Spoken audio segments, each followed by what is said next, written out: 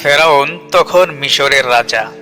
সে ছিল খুবই অত্যাচারী, অসহায় মানুষদের উপর চালাতো অত্যাচারের স্টিম রোলার। তার ভয়ে কেউ কোনো প্রতিবাদ করতই না, বরং কথা বলার সাহস ছিল না কারো। সে ছিল এমনই এক নিষ্ঠুর এবং বর্বর শাসক, যা পৃথিবীর ইতিহাসে অন্যতম। হঠাৎ একদিন নীল নদের সমস্ত পানি শুকিয়ে যায়। যে নীলনদ ছিল মানুষের জীবন জীবিকার অন্যতম মাধ্যম, কারণ এই নীলনদের পানি দিয়েই চাষাবাদ চলত, জমিন উর্বর থাকত। পশুগুলো সেই উর্বর সবুজ জমিতে বিচরণ করে তাদের আহার গ্রহণ করত। চারিদিকে পানির শূন্যতা, কোথাও এক ফোঁটা পানি নেই, নেই কোনো বৃষ্টিও। এক ফোঁটা পানির জন্য মানুষের হাহাকার আর চিৎকারে আকাশ বাতাস ভারী হয়ে ওঠে। পিতামাতা তাদের শিশুকে কোলে নিয়ে পানির জন্য হাহাকার করে। বৃদ্ধ মানুষগুলো বলতে থাকে, পানির জন্য তো আমরা মারা যাচ্ছি। পশু পাখিগুলো খাবার না পেয়ে মৃত পায়। তখন নগরীর মানুষগুলো একত্রিত হয়ে পরামর্শ করলো কি করা যায়। একজন পরামর্শ দিল, চলো আমরা শহরের সবচেয়ে বিখ্যাত জ্যোতিষীর কাছে যাই, তিনি হয়তো একটা সমাধান দিতে পারেন। পরদিন তারা জ্যোতিষীর কাছে গেল। জ্যোতিষীর কাছে গিয়ে বলল, আজ বেশ কয়েকদিন ধরে পানির অভাবে আমাদের জনজীবন থমকে আছে। আমাদের শিশুরা এক ফোঁটা পানির জন্য চিৎকার করছে। আমাদের পশু পাখিগুলো পানাহারের অভাবে মারা যাচ্ছে। নীল নদে এক ফোঁটা পানিও নেই, নেই কোনো বৃষ্টিও। এমত অবস্থায় আমরা কি করতে পারি? আপনি একটু দেখে বলুন, নীল নদে কবে নাগাদ পানি আসতে পারে? জ্যোতিষী গণনা করে বলল, নীল নদে পানি আসতে অনেক সময় লাগতে পারে, তবে ঠিক কবে আসবে আমি নিজেও জানি না। তবে এর কোনো সমাধান আমার কাছে নেই। তবে তোমরা একটা কাজ করতে পারো, তোমরা আমাদের খোদা ফেরাউনের কাছে যাও এবং গিয়ে এর সমাধান চাও। তখন তারা মিশরের সেই অত্যাচারী বাদশাহ ফেরাউনের দরবারে হাজির হলো।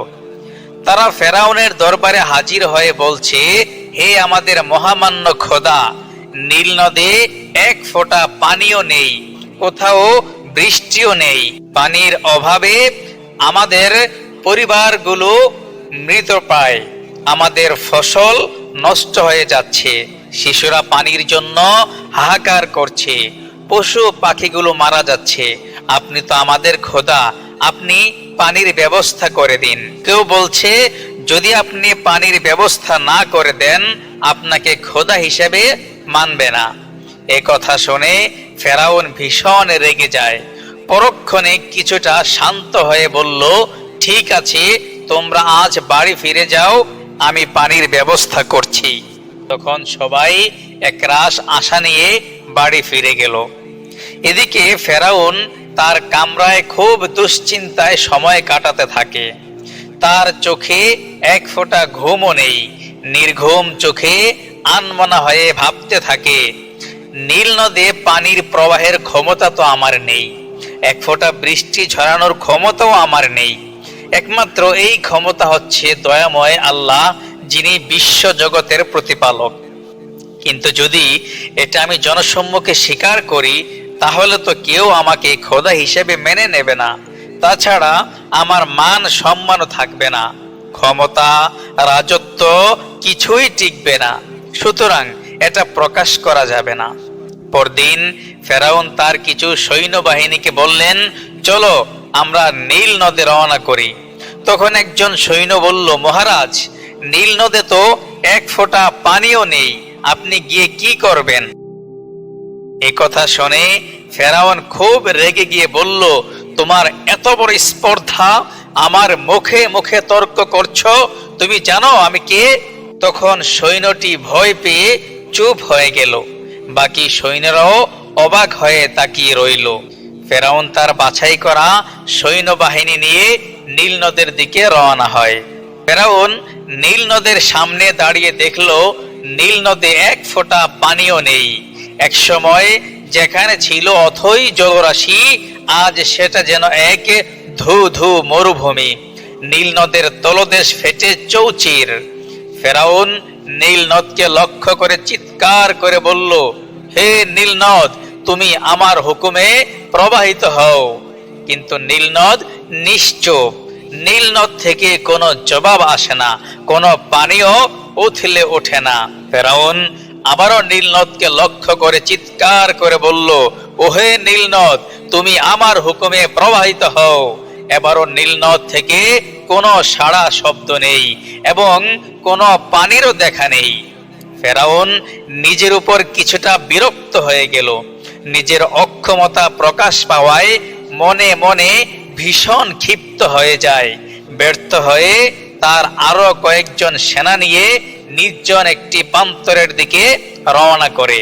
সেখানে গিয়ে তিনি তার সেনাদেরকে বললেন, তোমরা এখানেই অবস্থান করো। এই বলে তিনি একটি গুহার ভেতরে চলে গেলেন। গুহার ভেতরে গিয়ে ফেরাউন সেজদায় পড়ে অঝোর ধারায় কাঁদতে কাঁদতে আল্লাহর দরবারে ফরিয়াদ করতে লাগলেন, ওগো দয়াময় মালিক, আমি জানি তুমি সব কিছুর ক্ষমতাবান, তুমি একমাত্র স্রষ্টা, তুমি একমাত্র রব, যিনি সব কিছুর উপর ক্ষমতা রাখে। ওগো মালিক, তুমি নীল নদের পানি প্রবাহিত করে দাও, তুমি আকাশে বৃষ্টি দাও, তুমি আমাকে অপমানিত করো না। প্রয়োজনে পরপারে তুমি আমাকে জাহান্নামের আগুনে প্রজ্বলিত করিও, তবুও এই পৃথিবীতে আমার মান সম্মান কেড়ে নিও না। আমাকে মানুষের সামনে অপদস্থ অপমানিত করো না। ওগো দয়ার মালিক, আমি জানি আমার কোনো ক্ষমতা নেই, আমি তোমার অবাধ্য, আমি নিজেকে খোদা দাবি করি।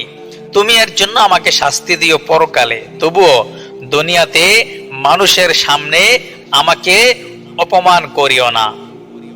হে দয়ার মালিক, যদি নীল নদে পানি প্রবাহিত না হয়, যদি এক ফোঁটা বৃষ্টিও না হয়, তাহলে তোমার হাজার হাজার বান্দা মারা যাবে, শিশুরা মারা যাবে, পশু পাখিগুলো মারা যাবে। অন্তত এই সৃষ্টিজীবের দিকে তাকিয়ে হলেও তুমি নীল নদে পানি প্রবাহিত করে দাও, আকাশে বৃষ্টি দাও, জমিনে ফসল দাও। ফেরাউনের এই কান্নামাখা মোনাজাত আল্লাহ রাব্বুল আলামিনের আরশে বিশাল এক ঝাঁকুনি তুলল।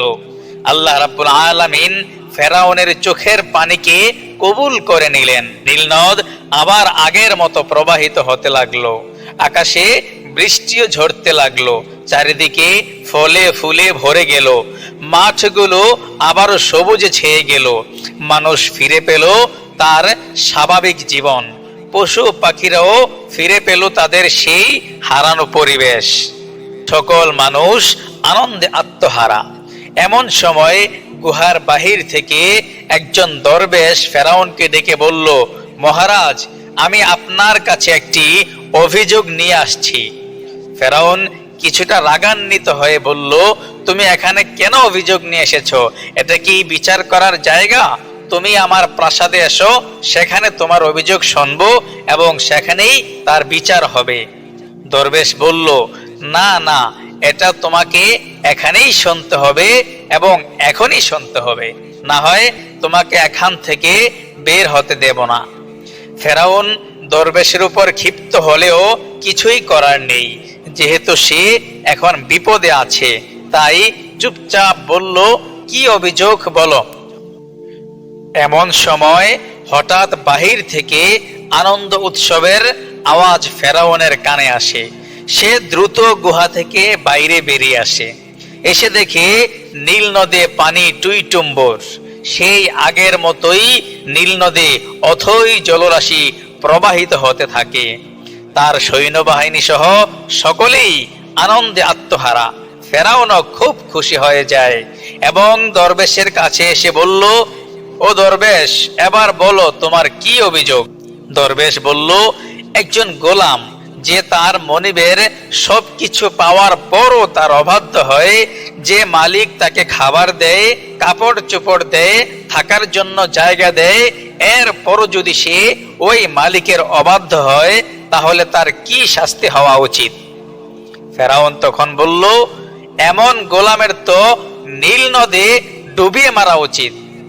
দরবেশ তখন বলল, তুমি কি এই কথাটি একটি কাগজে আমাকে লিখে দিতে পারবে যে যেই গোলাম কোন মালিকের অবাধ্য হবে তাকে নীল নদে ডুবিয়ে মারতে হবে, এই কথাটি তুমি আমাকে একটি কাগজে লিখে দাও। ফেরাউন বলল, অবশ্যই, কেন পারবো না। তখন ফেরাউন একটি কাগজে এই কথাটি দরবেশকে লিখে দিল যে যেই গোলাম তার মালিকের সব নেয়ামত পাওয়ার পরও যখন সে অবাধ্য হবে তাকে নীল নদের পানিতে ডুবিয়ে মারতে হবে। দরবেশ সেখান থেকে কাগজটি নিয়ে চলে গেল। আসলে এই দরবেশ ছিল মূলত আল্লাহ রাব্বুল আলামিনের পক্ষ থেকে প্রেরিত একজন ফেরেশতা। যখন নীল নদে পানি প্রবাহিত হতে লাগলো এবং গাছ গাছালি সতেজ হয়ে গেল এবং শুকনো মাঠ ঘাট আবারও সবুজে সবুজে ছেয়ে গেল, তখন এই ঘটনাটি মানুষের মাঝে মুহূর্তেই ছড়িয়ে পড়ল যে আমাদের খোদা ফেরাউন তিনি কতটা ক্ষমতাবান। তিনি নীল নদে পানি প্রবাহিত করেছেন, আকাশ থেকে বৃষ্টি ঝরিয়েছেন, তিনি আবার আমাদেরকে স্বাভাবিক জীবন উপহার দিয়েছেন। এভাবেই রাজ্য জুড়ে ফেরাউনের জয় জয়কার অবস্থা। ফেরাউনের অহংকার আরো বেড়ে গেল, সে আরো বেশি অত্যাচারী হয়ে উঠল।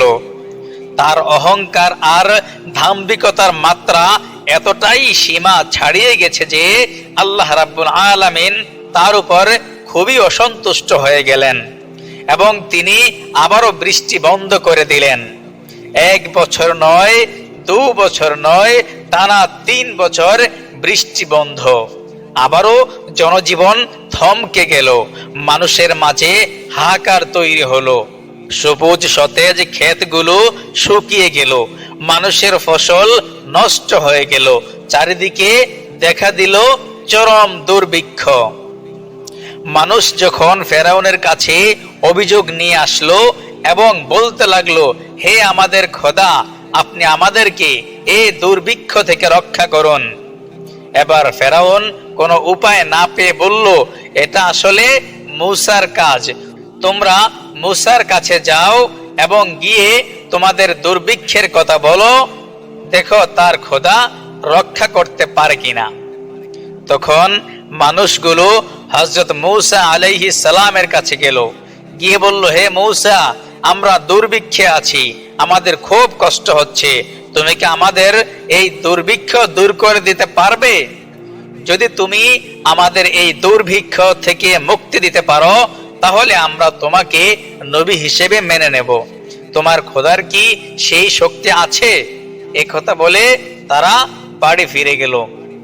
হযরত মূসা আলাইহিস সালাম রাতের বেলায় জায়নামাজে বসে আল্লাহর কাছে দোয়া করতে লাগলেন, হে আল্লাহ, আপনি মিশরকে এই দুর্ভিক্ষ থেকে রক্ষা করুন এবং মিশর থেকে দুর্ভিক্ষকে দূরীভূত করে দেন এবং সবাইকে তাদের স্বাভাবিক জীবন ফিরিয়ে দেন, যেন আর কেউ কোনো কষ্টে না থাকে।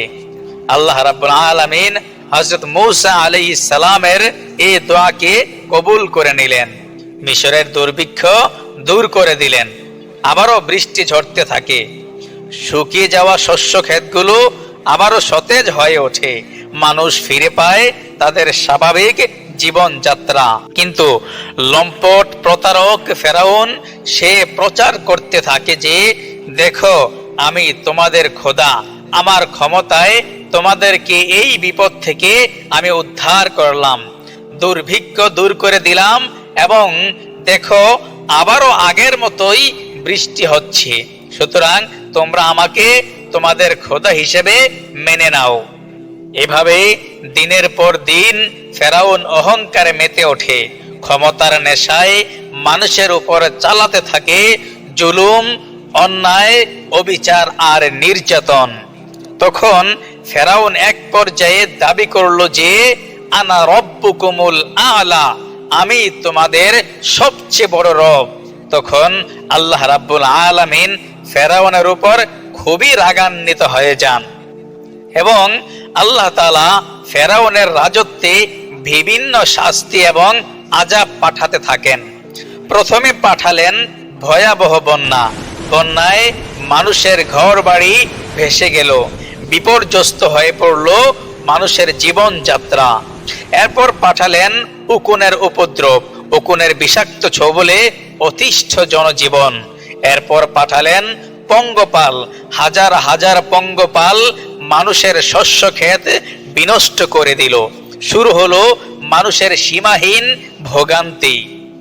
এভাবে একের পর এক দুর্যোগে মিশরের জনগণ ফেরাউনের উপর অতিষ্ঠ আর ক্ষিপ্ত হয়ে ওঠে।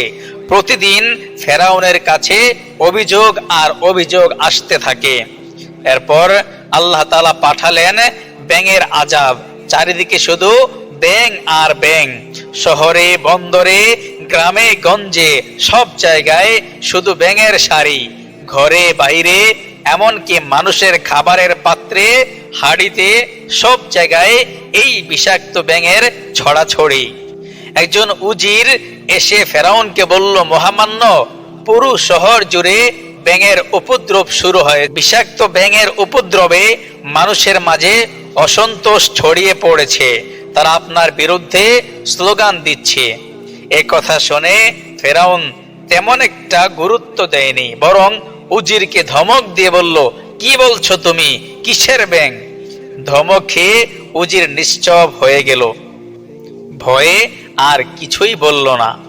কিন্তু যখন ফেরাউনের প্রাসাদেও ব্যাঙ ঢুকে যায় এবং তার বিছানার উপরও ব্যাঙ, তখন সে কিছুটা ভীত সন্ত্রস্ত হয়ে যায়। বিষাক্ত ব্যাঙের এমন উপদ্রবে যখন নগরীর প্রতিটি জনগণ অতিষ্ঠ, তখন ফেরাউন ভাবতে লাগলো, এখন কি করা যায়, কিভাবে এর থেকে মুক্তি পেতে পারি। ফেরাউন একজন উজিরকে ডেকে বলল, যাও মূসাকে খবর দাও। ওই উজির মূসা নবীর বাড়ির দিকে রওনা হয়। কিছু দূর গিয়ে উজির দেখতে পায় কিছু লোক মূসা নবীর কাছে বলছে, হে মূসা, যদি আপনি আমাদেরকে এই বিপদ থেকে মুক্তি দিতে পারেন তাহলে আমরা আপনাকে নবী হিসেবে মেনে নেব। উজির আস্তে আস্তে মূসা নবীর কাছে যায়। মূসা নবীর কাছে গিয়ে বলল, আমাদের খোদা ফেরাউন আপনাকে তার প্রাসাদে আমন্ত্রণ জানিয়েছেন। হযরত মূসা আলাইহিস সালাম উজিরের সাথে ফেরাউনের প্রাসাদে উপস্থিত হলো। মূসা নবীকে লক্ষ্য করে ফেরাউন বলল, হে মূসা, যদি তোমার খোদা আমাদেরকে এই বিপদ থেকে উদ্ধার করতে পারে তাহলে আমরা তোমাকে নবী হিসেবে মেনে নেব এবং তোমাকে সত্য নবী হিসেবে সবার মাঝে প্রচার প্রসার করে দেব। মূসা আলাইহিস সালাম এই কথা শুনে বাড়িতে রওনা করলেন। বাড়ি গিয়ে আবারও জায়নামাজে বসে আল্লাহর দরবারে ফরিয়াদ জানালেন, হে আমার রব, আপনি এই বিপদ থেকে মিশরবাসীকে রক্ষা করুন। আল্লাহ রাব্বুল আলামিন মূসা আলাইহিস সালামের দোয়াকে আবারও কবুল করে নিলেন এবং এই বিপদ থেকে সমগ্র মিশরবাসীকে রক্ষা করলেন। তারা আবারও স্বাভাবিক জীবনে ফিরে আসলো। আসলে আল্লাহ রাব্বুল আলামিন একের পর এক আযাব আর বিপদ দিয়ে ফেরাউনকে সতর্ক করছিলেন, কিন্তু ফেরাউন প্রতিটি বিপদ থেকে উদ্ধার হওয়ার পর আবারও আল্লাহর সাথে বিরোধিতা করতে থাকেন। আরো বেশি অহংকারী হয়ে ওঠে। ফেরাউন মনে করে এগুলো মূলত তারই ক্ষমতা। তাই এবারও বিপদ থেকে উদ্ধার হওয়ার পর জনগণের কাছে সে বলতে লাগলো, দেখেছ আমি তোমাদের খোদা, কত ক্ষমতা আমার। তোমরা যে আজ বিপদ থেকে উদ্ধার হয়েছ সেটা আমার কারণেই, আমি তোমাদেরকে এই বিপদ থেকে উদ্ধার করেছি।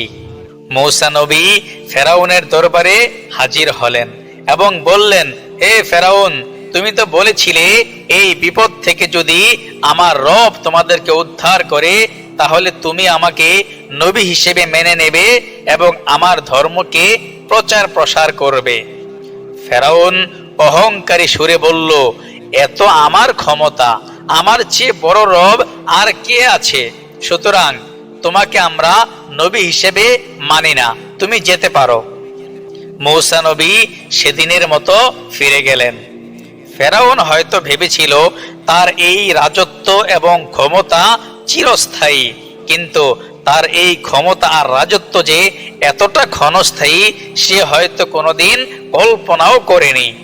বারবার তাকে সতর্ক করার পরও যখন সে নিজেকে পরিশুদ্ধ করেনি, তাওবা করেনি, আল্লাহর উপর ঈমান আনেনি, তখন আল্লাহ রাব্বুল আলামিন তাকে ধ্বংস করার সিদ্ধান্ত নেন। আল্লাহ রাব্বুল আলামিন হযরত মূসা আলাইহিস সালামের কাছে ওহী প্রেরণ করলেন, হে মূসা, তুমি তোমার অনুসারীদেরকে নিয়ে নীল নদের উপর দিয়ে এই এলাকা ছেড়ে চলে যাও, কারণ আমি ফেরাউনকে ধ্বংস করে দিব। হযরত মূসা আলাইহিস সালাম রাতের আধারে তার অনুসারীদেরকে নিয়ে রওনা করলেন। ফেরাউনের কোনো লোক তখনও তাদেরকে দেখেনি, কারণ তখনও মিশরে চলছিল মহামারী। হঠাৎ ফেরাউনের একজন সৈন্য মূসা নবী ও তার অনুসারীদেরকে দেখে ফেললেন এবং সে গিয়ে ফেরাউনের কাছে বলল, মূসা ও তার দলবল পালাচ্ছে। ফেরাউন এই কথা শোনা মাত্রই রাগান্বিত হয়ে তৎক্ষণাৎ তার সৈন্যবাহিনী নিয়ে মূসা নবীকে ধাওয়া করেন। হযরত মূসা আলাইহিস সালাম ও তার অনুসারীরা নীল নদের সামনে দাঁড়িয়ে আছেন। পেছনে ফেরাউন ও তার বিশাল বাহিনী আর সামনে বিশাল নীল নদ। মূসা নবী কি করবেন? তখন আল্লাহ রাব্বুল আলামিন একজন ফেরেশতা পাঠালেন। ফেরেশতা মূসা নবীকে বললেন, হে আল্লাহর নবী, আপনি আপনার হাতে থাকা লাঠি দিয়ে সমুদ্রে আঘাত করুন। মূসা আলাইহিস সালাম ফেরেশতার কথা মতো সমুদ্রে আঘাত করার সাথে সাথেই 12টি রাস্তা তৈরি হয়ে যায় এবং 12টি রাস্তা দিয়ে 12টি কাফেলা অনায়াসে পার হয়ে যায়। ফেরাউন যখন নীল নদের সামনে এসে থমকে দাঁড়ালো, তখন দেখলো নীল নদ যেন একটা বিশাল রাস্তা, যে রাস্তা দিয়ে মূসা ও তার অনুসারীরা চলে যাচ্ছে। ফেরাউন বেশ অবাক হয় এবং আশ্চর্য হয়ে সে মনে মনে ভাবতে থাকে, এটা কি মূসার জাদু? কোনো বিপদ হবে না তো? ফেরাউন দ্বিধা দ্বন্দ্বে ভুগতে থাকে। সে কি নীল নদের রাস্তা দিয়ে মূসা নবীকে ধরার জন্য ধাওয়া করবে, নাকি এখানে থেমে যাবে? আবার যদি তার পেছনে ধাওয়া না করি তাহলে তাকে ধরতেও পারবো না, সে তখন অনেক অনেক দূর চলে যাবে। এমন সময় ফেরাউন দেখলো একজন লোক ঘোড়া নিয়ে দ্রুত গতিতে সেই নীল নদের রাস্তা দিয়ে চলে যাচ্ছে। আসলে সে ছিল মূলত একজন ফেরেশতা। ফেরাউন এই দৃশ্য দেখার পর তার ভেতরে আত্মবিশ্বাস জেগে ওঠে এবং সে তার সৈন্যবাহিনী সহ নীল নদের রাস্তা দিয়ে রওনা করে মূসা নবীকে ধরার জন্য। যখন ফেরাউন ও তার বাহিনী নীল নদের ঠিক মাঝ বরাবর এসে পৌঁছে, তখন দুপাশ থেকে পানি এসে তাদেরকে নিমজ্জিত করে দেয়।